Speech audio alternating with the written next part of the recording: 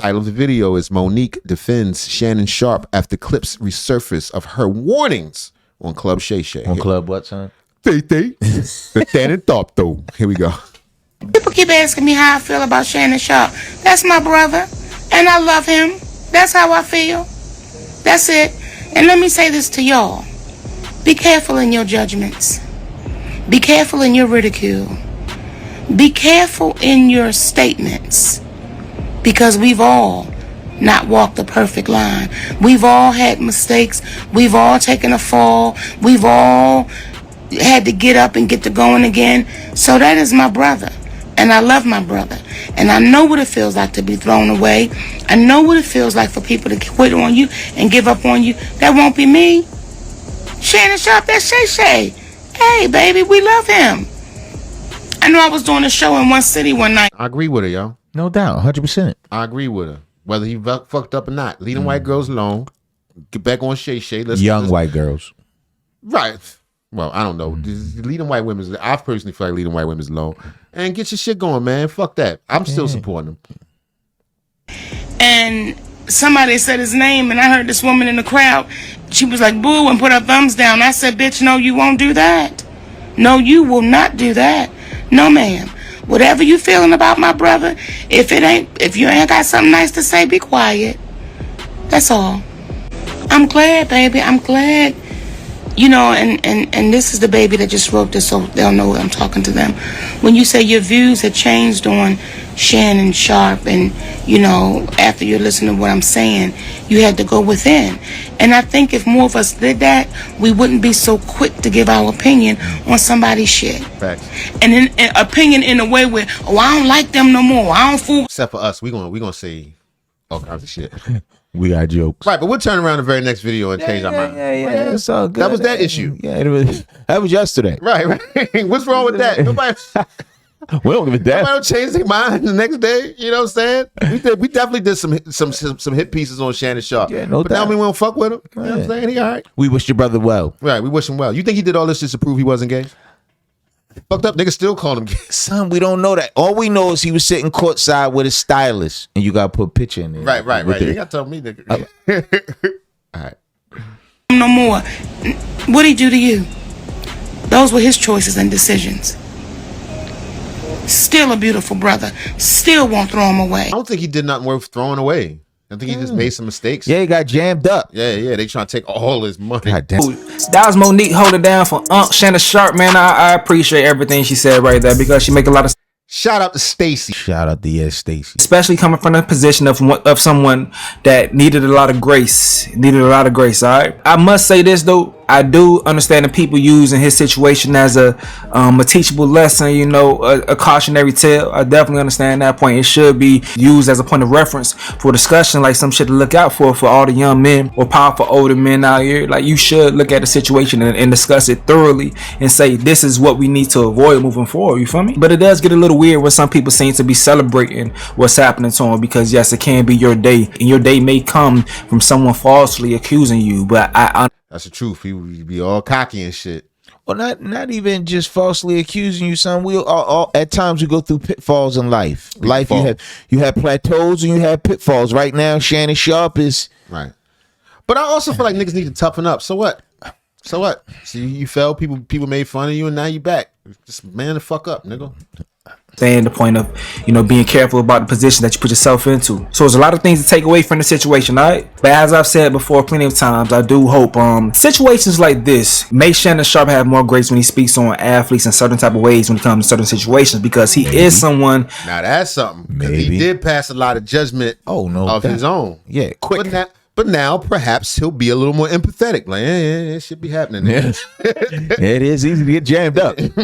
Chastises people very hard. I can't recall him ever praying on somebody's downfall though. That's different. Or cheering about someone's downfall. That's a whole nother lane right there. But I'm pretty sure people expected Monique to be saying "I told you so" after this clip right here was going viral. You know, we got to show this shit from Club Shay Shay, the little animation. Let me tell y'all what Shannon needs. Let me tell you what my baby needs. He need him an old fat gal who can bake make good cakes, make some smothered turkey wings, who gonna rub his feet at the nighttime, okay, and gonna have a sip of his cognac to make him feel better about himself when he come home at night. That's what Shannon needs. You don't need no 26-year-old girl. You don't need no 36-year-old girl. I know. This is your auntie talking to you. Take your ass and get your old bitch out there.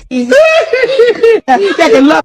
That Shannon Sharpe look like tight ass shirt. I'm just saying, he was up there giggling just like she tried to tell him though. She tried giving him the game, Jack. Yeah, I think that's what the fans wanted her to say. I tried to tell you, and just lean into the negativity, and she was like, "Nah, fuck that." You know, I feel for him, but she did try. Because she done been down before too. We done seen Monique, man. They slandered her. When she went through a whole thing and with Netflix and Perry, prior to that. Yeah. She been going through it for years. Yeah.